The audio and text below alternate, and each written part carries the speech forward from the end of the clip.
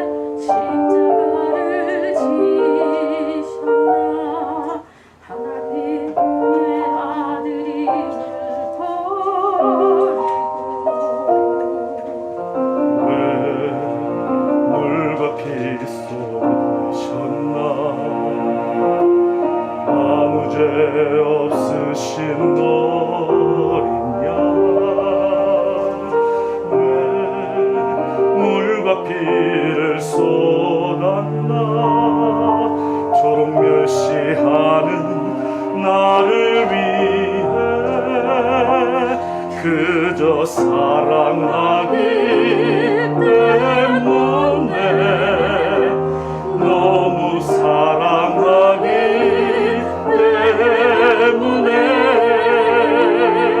이토록 못난 날 이토록 약한 날 위하여 십자가를 택하셨네.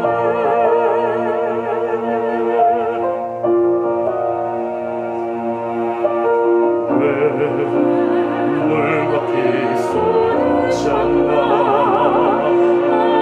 아무 죄 없으신 너냐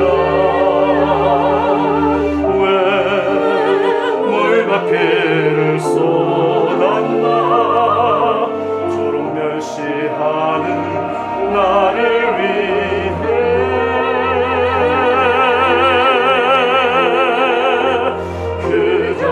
사랑하기 때문에 너무 사랑하기 때문에 이토록 못난 날 이토록 약한 날 위하여 십자가를 택하셨네. 수없이 주를 부인했네. 아버지의 곁을 떠나 방황했었는데 주를 물을 향해 널 던질 때 나도 함께 있었는데 사랑 받을 것 하나 없는데 왜 날 위해 그저 사랑하기 때문에 너무 사랑하기 때문에 이토록 못난 날 이토록 약한 날 위하여 십자가를 택하셨네.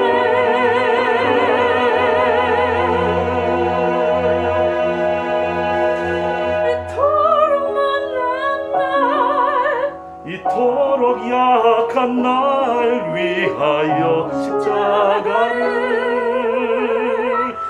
택하셨네.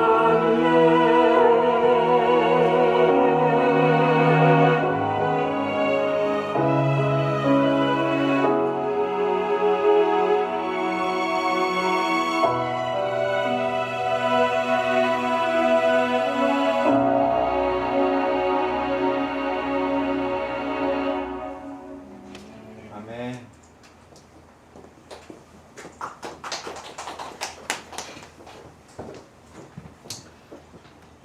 찬양은 너무 은혜롭고 좋은데 가사가 너무 우리가 찢어지는 곡이라 차마 박수는 치지 못하고 네, 그런 것 같습니다.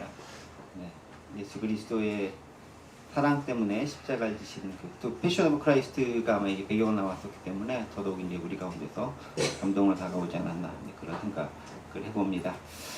마가복음에 대한 얘기를 가지고 함께 계속해서 은혜를 나누고 있고요. 또 함께 이야기 나누고 있습니다. 지난 시간까지 계속해서 우리가 중풍병자에 대한 이야기를 하고 있고요. 오늘까지 더불어서 그 얘기를 함께 하면서 마무리를 지으려고 합니다. 4명의 사람들에게 실려온 중풍병자의 치료 이야기, 지난 시간에 그 앞부분에 대한 얘기를 좀 살펴보았습니다. 특별히 중풍병자를 데려온 4명은 여러 장벽과 장애물이 있음에도 불구하고 그것들을 무릅쓰고 친구의 치유를 도왔던 그런 믿음을 발휘했었던 그런 모습이었습니다. 친구를 향한 사랑의 마음이 있었고요. 예수께로만 데려가면 그가 나을 수 있을 것이다 라고 하는 그 예수님에 대한 믿음이 기적을 일어나게 만든 것이죠. 예수님에 대한 믿음과 친구에 대한 사랑이 기적을 이룬 것입니다. 때문에 우리는 기적을 보이면 믿는 것이 아니라 믿음이 기적을 일으킨다라고 하는 것 다시금 확인할 수 있는 그런 말씀이자 기사가 아닐 수 없습니다. 더하여서요, 치유가 일어나기 전에 예수께서 누군가를 직접적으로 육신의 병을 치료하기 전에 먼저 죄 사함을 선포하시는 모습을 바로 지난 시간에 살펴보았습니다. 그래서 왜 그랬을까요?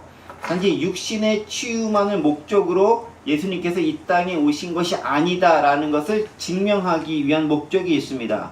병의 가장 근원적인 문제, 그것은 뭐냐면 결국은 죄와 관련이 되어 있다는 것이고요. 또 아시겠지만 죄의 시작은 사망이고 그 사망으로 말미암은 여러 현상들 가운데 하나가 질병이라든가 아픔, 고통, 슬픔, 애통, 여러 가지 재앙, 재난, 이것들은 다 죽음으로 말미암은 여러 현상들 가운데 하나인데 이것들의 근본적인 원인이 결국 죄로 말미암기 때문에 그 근본적인 죄의 문제 해결이 무엇보다 필요하다라는 것을 예수님께서 아시고 그것들을 먼저 해결하시고자 하는 그런 사실은 인간의 근원적인 문제부터 해결하시고자 하는 예수님의 모습을 발견할 수 있습니다.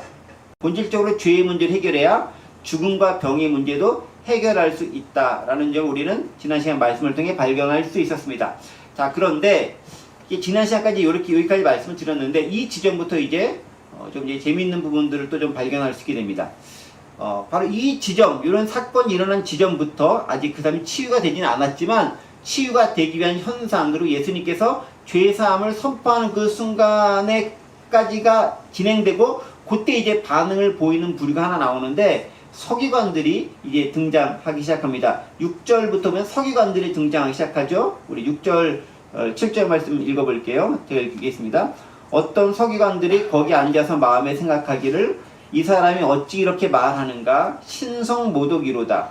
오직 하나님 한 분 외에는 누가 능히 죄를 사하겠느냐라고 하면서 예수님께서 내 죄 사함을 받았느니라 라고 앞절에서 고백을 하자 서기관들이 그 모습을 보면서 이거 무슨 시츄에이션? 이렇게 하면서 이제 마음에 혼자서가 아니라 서기관들 여러 명 있으니까 그들이 생각하는 그런 장면들이 나옵니다. 그렇죠?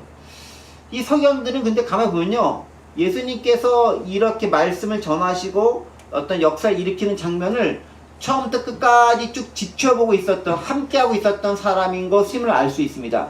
그들은 예수님이 어느 집에서 가르침과 치유하신다라는 소문을 듣고 그들도 같이 참석했고요. 또 예수님이 계신 그곳에 들어가서 아마 일찍부터 들어가서 자리를 잡고 앉았던 것 같아 보니까, 나중에 앉았다라는 말이 나오는 거 보니까 다른 사람들은 묻는데 들어가지 못해서 문전성실 바깥에만 있었을 텐데, 이분들은 어쨌든 간에 지위가 높아서 그랬는지 일찍 와서 그런지 모르겠지만 어쨌든 좋은 자리에 자꾸 앉아가지고 말씀을 들었던 분들임에 틀림없습니다.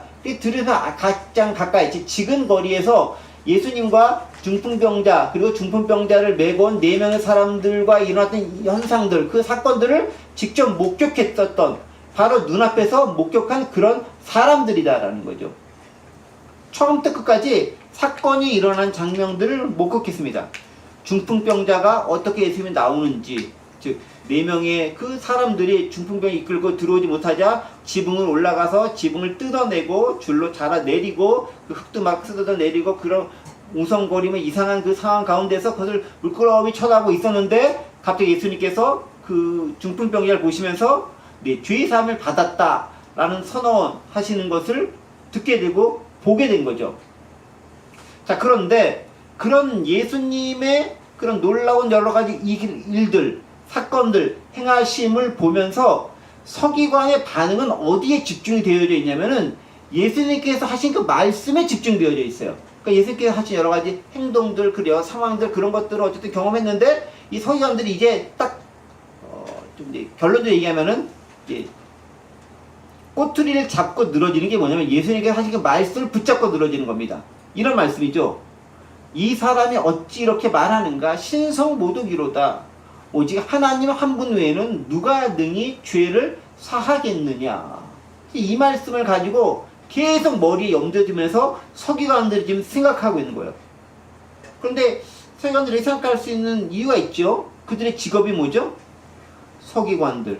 서기관들은 뭐 하는 사람이죠? 율법을 가르치는 사람들이 서기관들이에요. 일종의 우리말로 하면 이제 선생님들, 교사들, 율법학자들, 율법교사들이 서기관들인 것이에요. 자, 그 서기관들 입장에서 봤을 때 자신들이 가지고 있는 율법적 지식, 자신들이 가지고 있는 종교적 지식, 자신들이 가지고 있는 모세 오경에 대한 지식을 가지고 지금 예수님께서 행하신 모든 행동들보다는 예수님이 행하신 그 말에 초점을 맞추고 해석하고 지금 생각하고 있는 거예요. 그렇죠? 한번 그렇습니다. 이들의 이런 모습이 잘못된 걸까요? 잘한 걸까요? 갑자기 제가 이렇게 물어보시면 당황스럽죠. 이게 어느 게 답을 해야 옳은 것인가 싶죠? 그들 입장에서 그렇죠. 훌륭하세요. 그럴 수 있는 행동이라고 저는 생각을 해요. 그럴 수 있다. 왜냐하면 그분들은 서기관들이잖아요. 서기관들은 말 그대로 율법이 옳고 그른지, 이게 제대로 해석되어져 있는지, 그 의미가 바른 것인지를 제대로 판단하고 분별할 자격을 갖춘 사람이라고 할 수 있습니다. 남에게 가르친다는 것은 그만큼 어떤 나름대로 권위를 가진 사람이다 라는 의미가 아니겠습니다. 그렇다 보니까 어쨌든 간에 그런 자격이 있는 거죠. 자, 누군가가 와서 놀라운 강론을 펼칩니다. 예수라고 하는 사람이 와서 듣도 보도 못한 사람인데, 이 사람이 와서 강론을 펼치는데 놀랐던 소문이 퍼져서 한번 가서 들어보자 라고 참석한 그런 사람일 수도 있어요. 또 전에 한 번쯤 들어봤던 그런 사람일 수도 있어요. 어쨌든 간에 가서 듣습니다. 자, 그런데 갑자기 예기치 못한 일들이 일어납니다. 그리고 예수라는 사람이 갑자기 죄사함을 선포하는 거예요.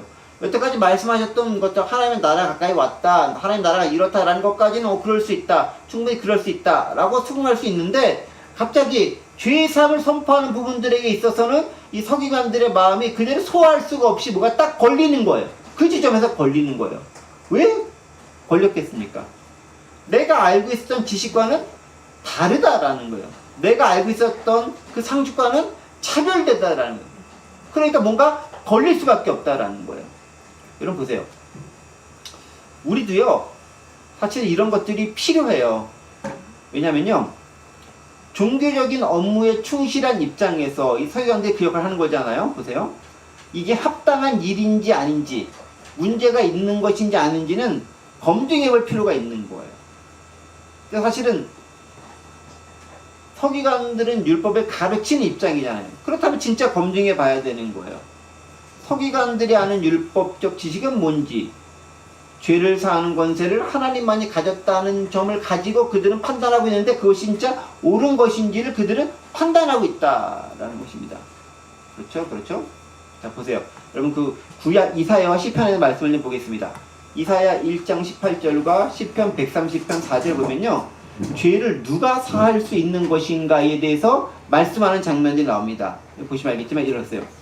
이사야 1장 18절 보면요. 여호와께서 말씀하시되 오라 우리가 서로 변론하자. 너희의 죄가 주홍 같을지라도 눈과 같이 휘어질 것이요 진홍같이 붉을지라도 양털같이 시게 되리라. 또 시편 130편 4절도 보면 그러나 사유하심이 주께 있음을 주를 경외하게 하심이니이다 라고 기록했습니다. 사유하심, 사유하심이라는 단어가 좀 어려운 한자어인데 사유라는 말씀은 주로 이제 우리는 사유재산의 사유만 생각하거나 혹은 생각하다 할 때 사유 생각하기 쉽지만 여기서 사유는 뭐냐면은 용서하다라는 뜻이에요. 용서하다. 한자로 보면 용서하다라는 뜻으로 되어 있어요. 그래서 영어도 보시면 알겠지만 But with you there is forgiveness라고 해서 용서하심이 그에게 있다라고 표현되어 있습니다. 즉 용서하심이 누구에게 있다? 하나님에게만 있다라는 것들을 증명하는 구절들이 이사야와 시편에 있는 구절이에요. 그러니까 이사야와 시편에 있는 구절을 비롯한 구약 여러 가지 것들을 알고 있는 입장에서 아니 용서는 하나님만이 하시고 죄사함은 하나님은 하시는 건데 그걸 누군가가 와서 선포하고 있어. 이게 가당한 것이냐, 말이 되는 것이냐, 그 행동이 합당한 것이냐 아니냐 의문을 가질 수가 당연히 있는 거예요. 문제는 이걸 의문을 안 갖는 게 더 문제인 거예요. 내가 만약에 서기관인데 의문을 안 갖는다? 그러면 가짜 서기관인 거거나 실력이 없는 서기관이던가 엉터리 서기관일 가능성이 사실은 많다는 거죠. 여러분 우리가 가끔 그럴 때 있어요. 우리의 문제는요. 세상에 선포된 어떤 주장들이나 사건들에 대해서 전혀 검증이나 확인 없이 무비판적으로 받아들이는데 더 큰 문제가 있어요. 사실은 그래요. 여러분 가만히 보세요. 유튜브 가운데 떠돌아다니는 많은 것들이 있는데 그것들 중에서 상당히 많은 숫자가 뭐 퍼센트들이 얼마인지 저는 알지 못하지만 상당히 많은 것들이 가짜거나 그릇되거나 왜곡되거나 잘못된 것이 많이 있는데 이것들이 유튜브 가운데 있으니까 그냥 맞는 것이려니 다스리려니 하고 그냥 무비판적으로 받아들이는 사람들이 무척 많아요. 그런데 어떤 분들이 많은지 아십니까? 교회 잘 다닌 분들 중에 더 많아요. 좀 신기해요. 이걸 좀 비판적으로 볼 수도 있어야 되는데 그걸 전혀 안 하고 그냥 받아들인다는 그런 권위를 누가 부여했을까요? 그분들이 말하는 게 다 사실이라는 권위. 제가 얼마 전에 그 유튜브와 페이북에 대한 걸 살짝 읽어봤는데 여러분 그 우종학 교수라고 혹시 아십니까? 어떻게 아시나요? 우종학 교수라고 이분이 서울대 천체물리학과 교수 아시는 분이 계세요. 근데 이분이 계신데 이분이 페이북에 간단하게 이렇게 글을 쓴 게 있어요. 어떤 글을 썼냐면요. 자기가 가다가 이렇게 어떤 방송국에서 라디오 방송에서 누가 와서 인터뷰하는 걸 들었대. 인터뷰라는 걸 들었는데 그 사람이 이 블랙홀과 관련된 천체와 관련된 얘기를 너무 재밌게 얘기하더래. 그러면서 이제 특별한 망원경에 대해서 설명을 하면서 그 망원경이 찍은 여러 가지 사진들이 너무 탁월하다 라고 하면서 그것을 막 자랑을 하더래요. 그래서 그 말씀에서 너무 자기도 신나고 흥이 났다라고 하면서 마지막에 사족을 하나 딱 달렸어요. 사족이 아니에요. PS 딱 달린 게 있어요. 그런데 아직까지 그 망원경이 실제로 찍은 건 없다.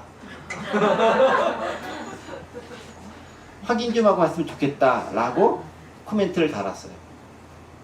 무슨 말이냐면 우리는 그냥 그렇게 나오는 것이 너무나 다 사실인 것인지 알고 있는데 그렇지 않은 것들이 너무 많다라는 거예요. 서기관의 입장에서는 검증해 봐야 되는 게 제 직업이고 마땅히 해야 할 일이라는 거예요. 그걸 안 하는 게 문제라는 거예요. 여러분 우리 예수 믿는 사람도 마찬가지예요. 저도 여러분들 앞에서 설교를 하고 있긴 하지만은 사실 여러분들도 확인해 볼 건 확인해 봐야 돼. 저 목사가 말하는 게 진짜 맞나? 확인해 보려면 여러분 어떻게 됩니까? 여러분들이 탁월한 식견을 가져야 되는 거예요. 저를 능가하는 혹은 이제 성경에 있는 것들을 좀 제대로 알 수 있는 그런 게 있어야지 이걸 구분할 수 있고 분별할 수 있는 능력이 있어야 된다는 거예요. 그게 없는 게 훨씬 더 큰 문제예요. 그러니까 맹목적 추정이 나오는 거예요. 말이 안 되는 건데 그냥 저 사람이 말하는 게 그냥 무조건 맞다라고 받아들이는 거예요. 여러분 그렇지 않아요. 회의하는 신앙이 필요해요. 일단 의심해보고 그 다음에 확인해보고 점검해본 다음에 그걸 받아들여야 나중에 후회가 없고 나중에 딴 일이거나 이상한 일이 생기지 않다는 것들을 우리는 명확하게 알아야 된다는 거죠. 근데 문제가 뭐냐면 그렇게 확인하는 것까지는 좋은데 그 다음에 문제가 뭐냐면은 그렇게 확인해서 내가 틀렸다 이게 발견될 수 있잖아. 확인될 수 있잖아. 그러면 그것들을 빨리 수긍하고 내 틀린 것을 고칠 수 있는 용기와 믿음이 있어야 되는데 그거를 못 나가는 게 가장 큰 문제라는 거예요. 확인하지 않는 게 첫 번째 큰 문제고 두 번째는 확인을 했는데 딱 해보니까 내가 틀렸어. 그럼 어떻게 해야 돼요? 나를 고쳐야 되는 거잖아. 근데 나를 안 고치고 계속 저 상대방이 틀렸다고만 우기는 거예요. 어느 게 더 나쁠까요? 저는 잘 모르겠습니다. 서기관의 문제는 거기 있는 거예요. 어떤 문제? 확인하는 것까지는 좋아요. 진짜 그런 거 아니가 보는 것까지는 좋아. 그런데 그게 맞다면 그러면 내가 지금까지 알고 있었던 게 잘못될 수도 있다라는 생각을 가지고 그것들을 점검해보고 고치려고 하기보다는 내 것은 확실하기 때문에 저것이 틀렸다라고 무작정 믿고 나아가고 주장하고 행동한다는데 가장 큰 문제가 있다라는 거예요. 자, 여러분 보세요. 8절에 있는 말씀 보세요. 8절에 이렇게 되어 있습니다. 그들이 속으로 이렇게 생각하는 줄 예수께서 곧 중심에 하시고 이르시되 어찌하여 이것을 마음에 생각하느냐 라고 기록되어 있습니다. 자, 이건 이제 아까 7절 때 보죠. 7절 이 말씀이었잖아요. 이 사람이 어찌 이렇게 말하는가 신성 모독이로다 오직 하나님 한 분 외에는 누가 능히 죄를 사겠느냐 라고 지금 서기관들이 생각하고 있는데 그 모습을 예수님께서 딱 아시고 지금 8절에서 이렇게 이야기하는 거예요. 그들이 속으로 이렇게 생각하는 걸 딱 아시고 예수님께서 그 중심에 아시고 이르시되 어찌 이것을 마음에 생각하느냐 라고 얘기합니다. 여러분 7절과 8절에서 느껴지는 뉘앙스 차이를 발견되십니까? 이게 그냥 자연스럽게 이 서기관들이 아주 중립적인 가치를 가지고 이게 옳은가 그른가 판단해 보자 라고 생각했던 것이 아니라 8절에 있는 예수님의 이 말씀에 비추어 본다면 뭐냐면 7절에 그 서기관들 행했던 행동들은 무척 중립적인 가치를 가지고 옳은가 그른가 따져봐야 할 행동이 아니라 내가 가지고 있는 그 확고한 전제 아래서 저 사람은 반드시 틀린 거야 라고 정죄하려는 의도를 가지고 판단하고 있다는 것을 알 수 있다는 거예요. 8절의 뉘앙스에 비춰볼 때 그렇다는 거예요. 예수님은 그걸 지금 지적하고 있는 거죠.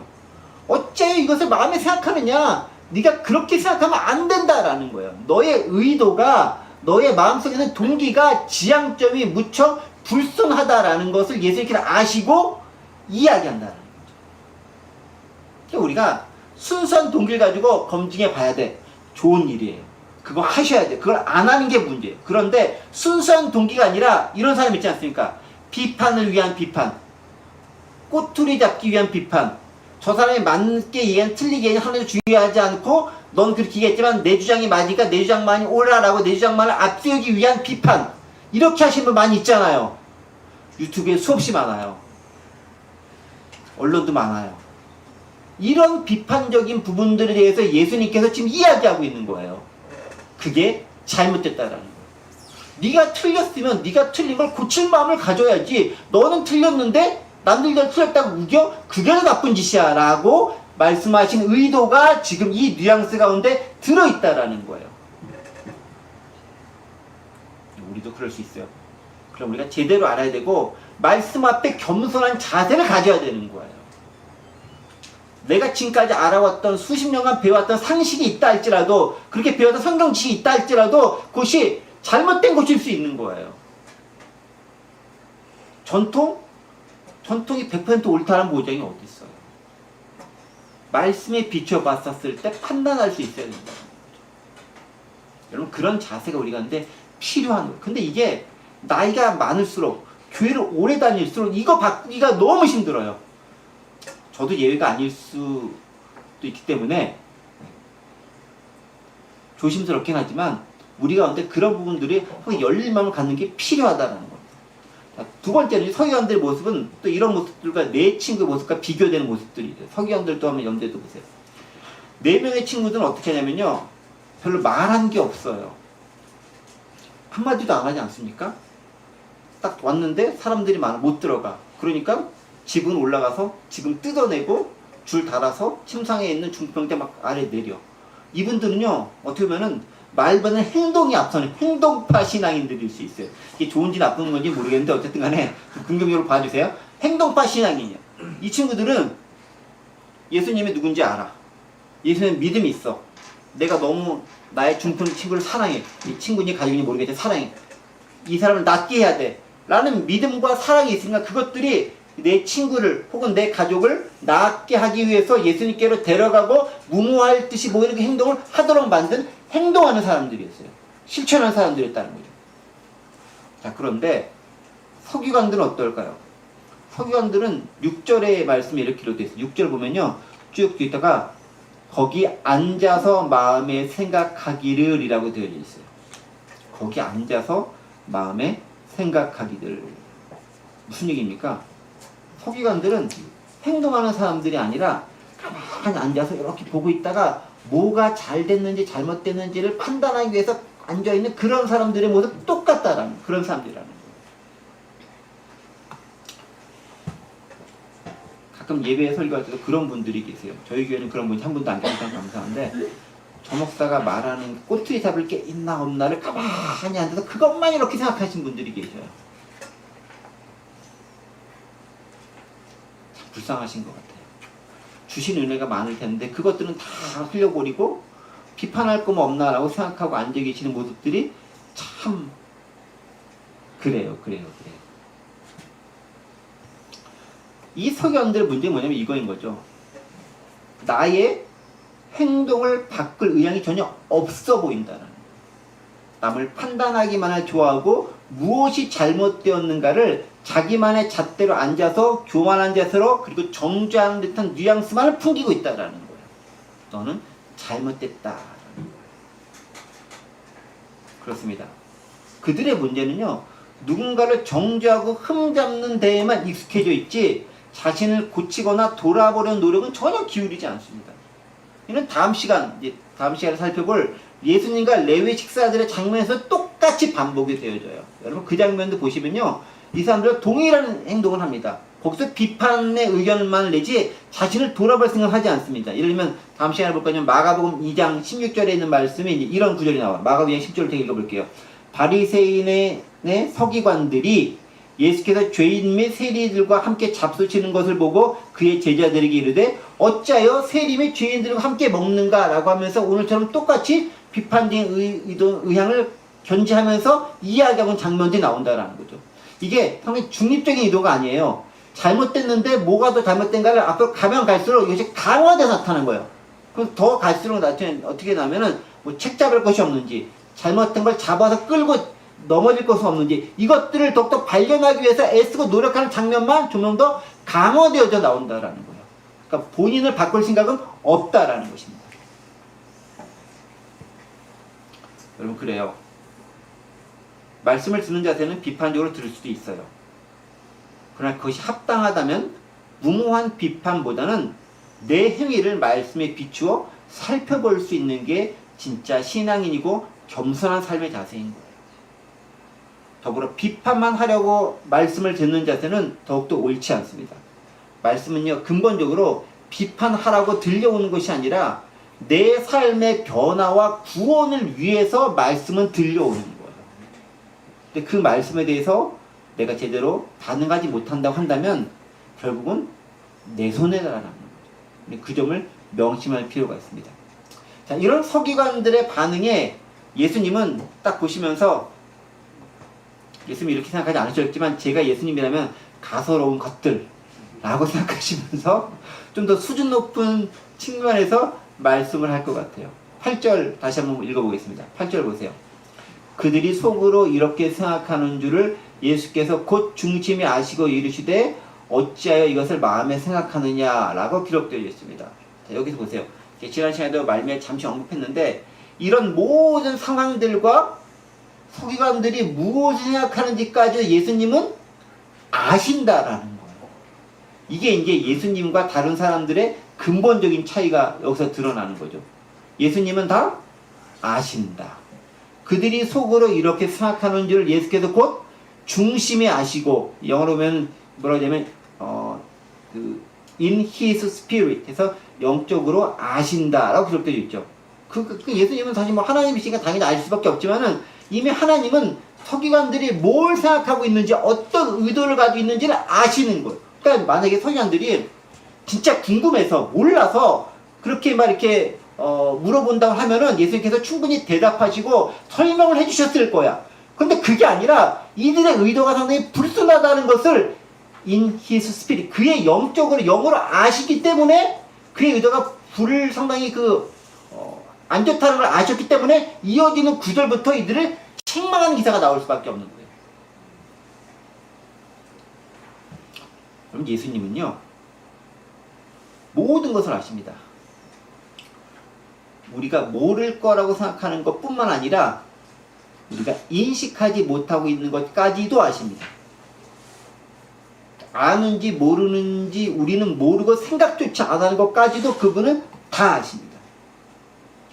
특별히 그분은 무엇을 중시 여기냐면은 우리의 동기와 의도를 중요시하게 하고 있어요. 겉으로 드러나는 것이 아니라 우리 속에 감춰진 동기를 훨씬 더 중요하게 보십니다. 왜냐하면 인간이라는 존재 자체가 불완전하고 불확실하기 때문에 내가 지금 말하는 것, 내가 지금 생각하는 것이 온전하고 완전하지 못하는 걸 예수님도 아세요. 그렇기 때문에 단지 드러나는 결과가 틀렸다고 해서, 그것들이 좀 어긋났다고 해서 그걸 가지고 비판하지 않으세요. 뭘 보시냐? 그 중심이 얼마나 똑바로 되어 있느냐, 중심이 얼마나 하나님 향해 나아가려고 하고 있느냐, 그 중심의 방향이 하나님 향해 있느냐, 이것을 보시면서 그것이 옳다라고 하면 그래 인정해 줄게, 너희 좀 실수는 내가 용납해 줄게 하면서 받아주시는 분이신데, 그 중심이 어긋나져 있고 중심이 왜곡되어 있고 잘못되어 있다면 그 보이는 행동이 아무리 그럴싸한다 할지라도 이것은 외식하고 잘못된 거라고 책망하시고 그것에서 핀잔을 주시는 분이에요. 바리새인의 모습이 그렇다는 거죠. 겉으로 드러나 보기는 완벽하잖아요. 근데 외식하는 자들아라고 선언하지 않습니까? 그 반대되는 경우도 있죠. 누가 그 반대되는 경우입니까? 여러분 사무엘상 16장 17절 보세요. 모든 마음과 행위를 보고 아시는 하나님의 예수님에 대해서 말씀들을 기록하고 있습니다. 사무엘상 16장 7절 보세요. 여호와께서 사무엘에게 이르시되 그의 용모와 키를 보지 말라. 내가 이미 그를 버렸노라. 내가 보는 것은 사람과 같지 아니하니 사람은 외모를 보거니와 나 여호와는 중심을 보느니라 하시니라. 무슨 얘기죠? 하나님께서 다윗을 왕으로 선택하려고 하셨을 때 그 전에 있었던 탁월한 사람들이 많이 있었는데, 아니야 나 다 버렸어야. 내가 택한 거는 그런 겉으로 보이는 게 아니라 그게 진짜 마음과 의도와 그 동기를 보는 거야 라고 이야기하고 있는 거예요. 드러나는 것은요, 아까도 말씀드린 내가 인간이기 때문에 내 의도랑 다르게 왜곡되게 나타날 수도 있어요. 실수로 잘못 표현될 수도 있어요. 결과가 내가 원하지 않던 결과로 잘못 표출될 수도 있어요. 그러나 동기는 의도적인 거잖아요. 하나님은 결과가 아니라 동기를 보고 있다는 게, 마음의 중심을, 나 여호와는 중심을 보느니라. 영어로 보면요, but the Lord looks at the heart라고 되어 있어요. not appearance, 외모가 아니다, 드러난 결과를 보는 게 아니다. 또 예레미야 17장 10절도 보세요. 여기 있죠. 나 여호와는 심장을 살피며 폐부를 시험하고 각각 그 행위와 그 행실대로 보응하나니. 심장과 폐부라 우리 신체 기관들을 이용해서 말씀하고 있긴 하지만 그 모든 내 속에 있는 것들까지 싹 다 뒤집어서 보고 그 다음에 행위와 행실대로 보응한다라고 얘기합니다. 잠언 16장 1도 보세요. 사람의 행위가 자기 보기에는 모두 깨끗하여도 여호와는 심령을 감찰하시느니라 라고 기록하면서 하나님께서 우리에게 진짜 보이는 거는 내 심령이 어떤 마음을 가지고 있는가를 본다라는 거예요. 그런데 서기관들은 그렇지 않았다라는 거예요. 저는 근데 이런 구절들이 얼마나 저에게 위로와 희망을 주는 구절인지 몰라요. 이게 나쁜 생각을 가지고 있는 사람들에게는 이게 엄청난 경고의 말씀인 거예요. 그쵸? 근데 선한 동기를 가졌지만 여러 가지 여건상, 환경상, 또 분위기상 여러 가지 내 의도랑 관계없이 잘못된 결과를 이뤄낼 수도 있는 거잖아요. 특별히 이제 우리 같이 이제 제한적이고 뭔가 가진 게 별로 없는 사람들은 이제 그렇게 잘못 표출될 가능성이 있어. 또 억울함을 당하는 경우도 있잖아요. 내 마음은 그게 아닌데, 내 의도는 그게 아닌데 말이야 라고 하면서 그런 경우가 있잖아요. 근데 주님께서 그걸 아신다. 저는 여기서 큰 희망을 발견할 수 있다고 생각하는 거예요. 어떤 거? 나의 억울함을 그분은 아신다. 나의 속상함과 안타까움, 그분은 아신다라는 거예요. 여러분, 우리 하나님이 가장 다른 신들보다 위대한 것이 뭐냐면요, 공감하는 하나님이라는 거예요. 이게 얼마나 큰 차이인지 모르죠. 대부분의 신들은 공감하지 않아요. 드러난 현상과 결과만 가지고 판단하고 자기 마음대로 멋대로 파괴하거나 만들거나 상을 주거나 벌을 주거나 그런 데만 익숙해져 있는 거예요. 나를 만족시키는 인간들에게 내가 상 주고 나를 힘들게 하는 인간들 내가 벌 준다는 게 일반적으로 가지고 있는 고대의 신에 대한 생각이에요. 그런데 성경에 나타난 하나님, 히브리에 나타난 하나님 뭐냐면은 공감하시고 우리의 생각을 충분히 공유하시고 함께 이해하고 그것 때문에 아파하시는 하나님이다. 그러니까 내 의도가 선한데 의도와 선한 거랑 상관없이 다른 결과가 나왔다. 속상하죠. 그것들에 피해도 당하죠. 우리가 사는 세상에는 그것들 때문에 불이익이나 억울함도 당할 것 같아요. 하지만 하나님은 아신다. 긍정적이든 부정적이든 악한 것이든 억울한 것이든 감사한 것이든 귀찮은 것이든 교만한 마음이든 미안해하는 마음이든 다 알고 계신다. 그리고 안다라는 것은요, 우리의 지식만 아는 게 아니에요. 우리의 감정도 알아요. 우리의 의지적 결단도 알아요. 다른 말로 우리 인격체 전체를 통탈하시는 분이세요. 지정의라고 얘기하잖아요. 지식적인 것, 정서적인 것, 의적인 결단, 판단까지도 왜 그렇게 할 수밖에 없었는지를 그분은 정확하게 아신다. 공감하시는 하나님이라는 것이죠. 그렇기 때문에 하나님은요, 그렇게 원래 가졌던 순수한 의도로서의 마음이 어떤가를 보시고 그 사람의 됨됨이를 판단하신다는 거예요. 그래서 그렇게 나타나는 구절들이 있는 거죠. 그 마음이 어떤가에 따라서 그 됨됨이를 판단하는 거예요. 예를 들면 사람의 됨됨이의 본질을 규정하는 그런 몇 구절들이 있어요. 이게 아니라 이제 마가복음 이제 3장 5절에 있는 말씀이죠. 또 몇 구절이 있습니다. 그들의 마음이 완악함을 탄식하사 노하심으로 그들을 둘러보시고 그 사람에게 이르시되 내 손을 내밀라 하시니 내밀려 그 손이 회복되었더라. 여기서 보시면 알겠지만 그들이 마음이 완악함을 탄식했다라고 얘기하는 거예요. 그 마음의 완악함을 보면서 그 마음의 완악함을 파악하시고 그들이 온전치 못하다라고 책망하시는 장면이죠. 또 마가복음 계속 나오죠. 8장 17절도 얘기하는 거예요. 예수께서 아시고 이르시되 그냥 딱 아는 거예요. 뭐라고? 너희가 어찌 떡이 없으므로 수군거리느냐. 모를 것 같은데 다 아는 거예요. 아직도 알지 못하면 깨닫지 못하냐. 너희 마음에 두냐나. 이렇게 우둔한 녀석들아 라고 하면서 그들의 우둔한 것을 책망하시면서 아는 거죠. 너희의 마음 상태가 그렇기 때문에 너의 행동은 그렇게 나올 수밖에 없어 라고 하면서 다 책망하면서 아신다라는 것입니다. 그런데 서기관들의 문제점은 뭐겠습니까? 드러난 것만으로 판단하려고 했다라는 거죠. 왜 저분이 저렇게 죄의 삶을 선포했는지에 대해서 근원적인 질문을 갖기보다는 저건 잘못되고 채잡을 만한 거야.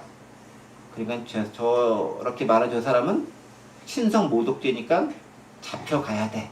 라는 의도성을 가지고 계속해서 보고 있다라는 거죠. 드러난 현상만을 가지고 판단한다라는 것입니다. 그런데요, 우리도 그럴 때가 많아요. 나의 얇은 지식으로 함부로 막 판단하려고 하는 경향이 많아요.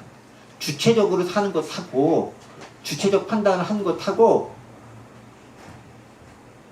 이런 말씀은 그렇죠. 선무당이 사람 잡는 것처럼 이렇게 제대로 알지도 못하면서 어설프게 하는 거 가지고 막 이렇게 삿대질 하는 것은 완전히 다른 거예요. 세상에는 은근히 고수가 많아요. 제가 가끔씩 이제 그 페북이나 이런 거 쓸 때도 무척 고심스러워요. 이거가 별건 아닌 것 같지만 제가 한번 보면은 숨겨져 있는 고수들이 진짜 많아요. 이 사람들이 드러나지 않아서 그렇지 정말 실력자들이 많구나. 근데 우리는 마치 내가 최고 실력자인 것처럼 함부로 비판하거나 정죄할 수 있다는 거죠. 그러면 안 된다. 바로 서기관들의 모습이 그 모습이었고 바리새인들의 모습이 그 모습이었다라는 것입니다. 자, 이제 계속해서 9절 10절 말씀 넘어가고 있습니다. 9절 10절입니다. 예수님께서 이제 서기관들에게 서기관들이 그런 악한 의도를 안 다음에 서기관들에게 9절 10절에 질문하는 거예요. 중풍병자에게 뇌 죄사함을 받았느니라 하는 말과 일어나 내 상을 가지고 걸어가라 하는 말 중에서 어느 것이 쉽겠느냐? 여러분들에게 제가 질문 던지는 거예요. 어느 게 쉬울까요? 전 많이 생각해 봤어요. 어느 게 쉬울까요? 네 죄사함을 받았다 라고 하는 말과 네 상을 일어나서 네 상을 가지고 걸어가라 라는 말이 있어요. 여러분들이 하면 어느 게 더 쉽다고 생각하겠어요? 죄사함이? 왜요? 현상이 안 일어난다. 저도 생각해요. 일반적인 사람들에 있어서는 솔직히 말씀드리면 일반적인 사람들에 있어서는 죄의 사함을 받았는지 안 받았는지를 어떻게 증명할 거야? 눈에 보이는 거 있어요? 없잖아요. 죄의 사함을 받았는지 안 받았는지는 누구도 확인해 줄 수 없는 어떤 보이지 않는 작용인 거예요. 근데 일어나 상을 들고 걸어가는 것은 눈에 딱 보이는 거야. 근데 내가 능력이 없는 범인이잖아. 일반적인 사람이잖아. 걸어! 못 걸으면은 바로 징피나가는 거잖아요. 죄사함을 받았어! 라고 했을 때 받았는지 안 받았는지 아무도 검증할 사람이 없으니까 받았다를 우기면 돼! 라고 생각하는 게 일반적인 사람의 수준에서의 쉽고 어려운 판단 기준인 것 같아요. 저도 뭐 거기서 벗어나지 않는 것 같긴 해요. 솔직히 말씀드리면. 자, 그런데 이제 그 정도 수준이 아닌 거잖아요. 이게 서기관들이나 예수님은 상당히 좀 고단수의 율법적 측면을 가지고 논하는 정도의 수준인 거잖아요. 자, 그 사람들의 수준을 놓고 봤었을 때 어느 게 더 쉽겠느냐? 어느 게 더 쉬울까요? 이제 뭐 A가 아니었으니까 B가 정답이겠죠? 내 죄사함을 받았느냐라는 말은 훨씬 더 어려운 거예요. 왜냐하면 이거는 인간이 할 수 없는 일이기 때문에. 다른 말로 네 상을 들고 일어나 걸어라 라는 것은요, 시간이 좀 걸려도 의사가 치료할 수는 있어. 낫게 할 수는 있어. 그런데 죄사함을 선언하는 것은 인간으로 살 수 없는 행위이기 때문에 그런 거예요. 인간으로 살 수 없는 행위인데 누군가가 그것을 선언했어? 그러니까 서기관들이 딱 번뜩한 게 뭐겠습니까? 옛날 버전으로 얘기하면은 참담하도다. 오늘날 버전은 친선 모독이로다. 하나님을 네가 모욕했다. 왜? 죄사함은 하나님만 할 수 있는 유일한 권한인데 그걸 네가 선언해? 그러니까 너는 참담하고 아주 참남한 놈이야. 친성을 모독한 거야. 라고 선언할 수밖에 없었다라는 거예요. 중요한 거죠. 여러분, 하나님은요, 모든 죄를 사하는 권세를 하나님만이 가지신 분이라는 것을 우리는 좀 알 필요가 있습니다. 여러분, 이제 그 말씀들을 우리 좀 발견할 수 있을 텐데, 죄사함을 가진 우리 하나님의 모습, 예레미야 31장에 있죠?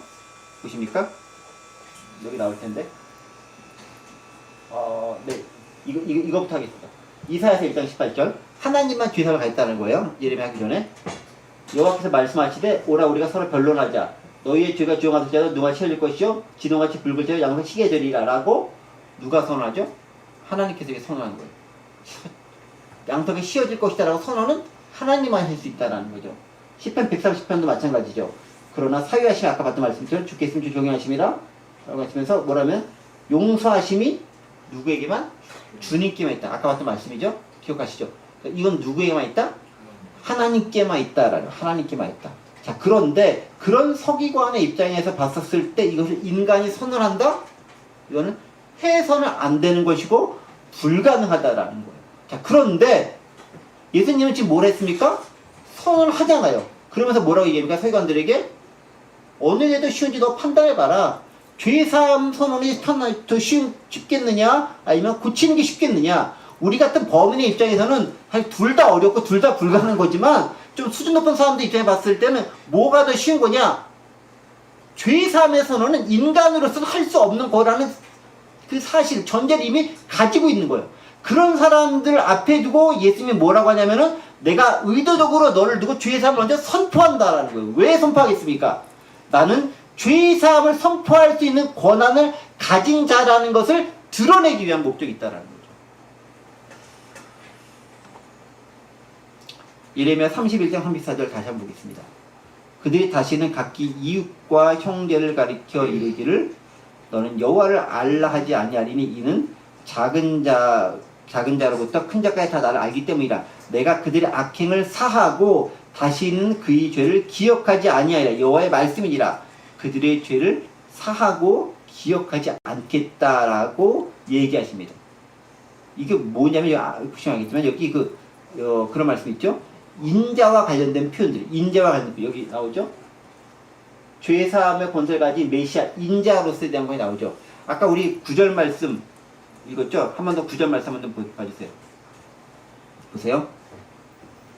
중풍병자에게 내 죄사를 받았다는 말과 내 사를 거라는 말 중 어느 것이 쉽겠느냐. 10절. 그러나 인자가 땅에서 죄를 사하는 권세가 있는 줄을 너희로 알게 하려 하노라 하시고 중풍병자에게 말씀하시되. 자, 사람으로서는 불가능한데 가능한 분이 있다는 거예요. 누가? 인자가 가능한, 인자가. 그럼 이제 인자가 누군지를 알아야 돼요. 인자가 누구냐면, 인자는 예수님께서 자신을 지칭할 때 부르는 무척 독특한 호칭이에요. 인자는 이제 영어로 보면은 the son of man이야. 여기서 the son of, 앞에 꼭 더자가 붙어야 돼요. 그냥 son of man이 아니라 the son of man.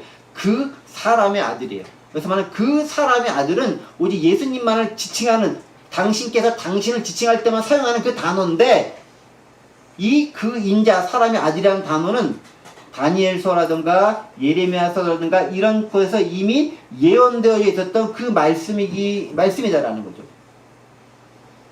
아까 그 말씀 함께 좀 보겠습니다. 여러분 보세요. 예레미야 31장에서 그 죄사함을 가진 인자 나왔죠. 그 다음 이사야 43장 25절도 여기 또 나오죠. 여기 아래 보이시죠? 여기 있죠? 그렇죠? 곧 나를 위하여 내 허물을 도말하는 자니 뇌의 죄를 기억하지 아니하라고 얘기합니다. 이것이 바로 인자로서 죄를 사는 권세를 가진 예수님의 모습이라는, 메시아의 모습이라는 겁니다. 그런데 이 메시아로서의 본인이 당신이 나다라는 거예요. 그게 어디서 나와져 있느냐? 심판주로서의 메시아의 인자의 모습이 또 하나 드러나는 곳이 있는데, 보세요. 다니엘서 7장 13, 14절 좀 왔다 갔다 하는 것 같지만 한번 더 보겠습니다. 보세요. 내가 또 밤 환상 중에 보니 인자 같은 이가 하늘 구름을 타고 와서 옛적 호탕상 계시니에게 나아가 그 앞으로 인도되매 14절 그에게 권세와 영광을 나라를 주고 모든 백성과 나라를 오늘 말하는 모든 자들이 그를 섬기하였으니 그의 권세는 소멸되지 않는 영원한 권세요 그의 나라는 멸망하지 아니할 것이라 라고 얘기하면서 심판주의자 메시아로서 인자가 이런 역할을 한다라는 거예요. 그러니까 인자는 뭐냐면은 심판주로서 이 땅에 오시고 메시아이신데 죄 사하는 권세를 가진 분이 인자라고 이야기하고 있는 건데 그 인자가 바로 나다라는 거예요. 마태복음에서도 또 똑같이 얘기합니다. 한 번 더 읽어볼게요. 마태복음 24장 30, 31절인데요. 그때에 인자의 징조가 하늘에서 보이겠고 예수님께서 당신을 가리켜 얘기하는 거예요. 그때 땅의 모든 족속들이 통곡하며 그들이 인자가 구름을 타고 능력과 큰 영광을 온 것을 보리라. 그가 큰 나팔 소리와 함께 천사들을 보내리니 그들이 그의 택하신 자들을 하늘에 이끄자 저까지 사방에서 모으리라 하면서 심판주로서 인자가 누군지 그게 바로 나다라는 것을 증명해서 드러냈다라는 거죠. 정리를 해보면 이런 거예요. 죄사하는 것은 아무도 못하는 거야. 하나님만 하실 수 있는 거야. 그런데 그것은 인자가 할 수 있어. 그 인자가 심판주로 오신 메시아인데 그게 바로 나다라는 것을 내가 지금 너희들에게 죄사함의 것을 선포하는 걸 통해서 증명해 보이겠다라는 거예요. 그리고 어떻게 증명하느냐? 죄사함을 선포했고 그 선포함을 받은 사람에게 다시 한번 눈에 보여지는 현상으로서 일어나 내 상을 들고 걸어가라라는 것을 가지고 확증해 보이신다라는 거죠. 인간들로서는 눈에 보이는 병을 치유하는 것까지 할 수 있는 거예요. 의사들도 치유하니까. 하지만 죄사함은 인자 외에는 불가능한 거죠. 그러면서 근원적인 죄사함에 대한 문제를 인자로서 해결하시고 그에 대한 눈에 보이는 현상으로서 기적적으로 중풍병자가 일어나서 상을 들고 걸어나는 장면을 사람들에게 보여주심을 통해서 내가 진짜 하나님의 아들이다라는 것을 확증하고 있다는 거예요.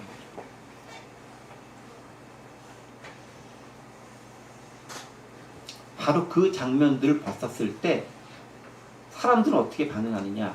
12절의 반응이 이렇게죠. 모든 사람들이 그걸 보면서 영광을 올려드리는 장면들을 발견할 수 있다. 그리고 더불어서 한 가지 더 우리에게 주는 감사한 은혜의 메시지가 있습니다.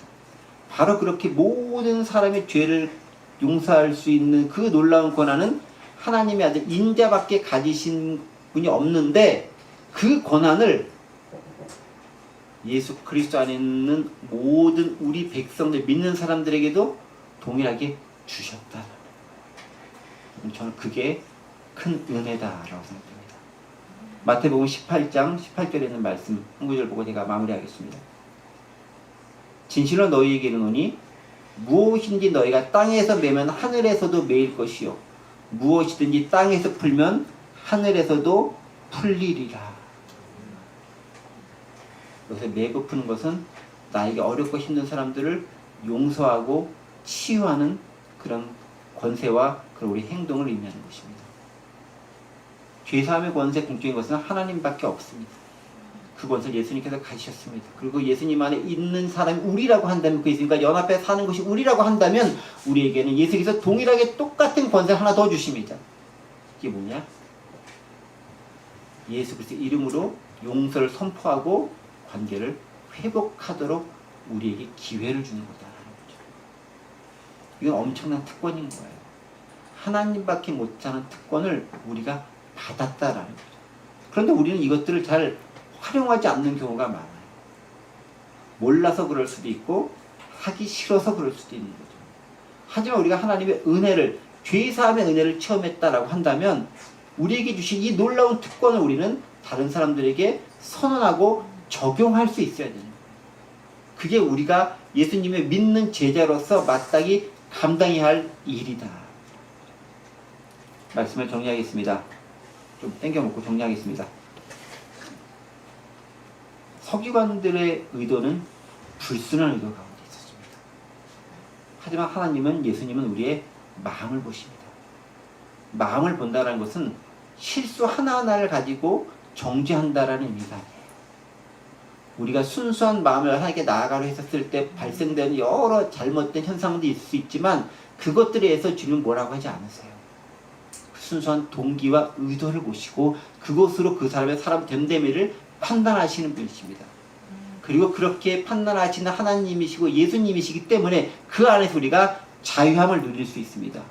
그리고 우리가 그 자유함을 누렸다고 한다면, 예수 그리스도 안에 있다고 한다면, 주님께서 죄사함의 권세를 중풍병자에게 먼저 선포하시고 죄의 문제를 해결하시고 육신의 질병을 치료하셨듯이, 우리 주변에 우리와의 관계에서 어려움을 겪고 있는 사람들, 내가 용서해야 될 사람들, 내가 은혜를 베풀어야 될 사람들, 그 사람들에게 내가 먼저 찾아가서 죄사함을 선포하고 관계를 회복할 책임이 우리에게 있다라고 동일하게 말씀하시는 것입니다.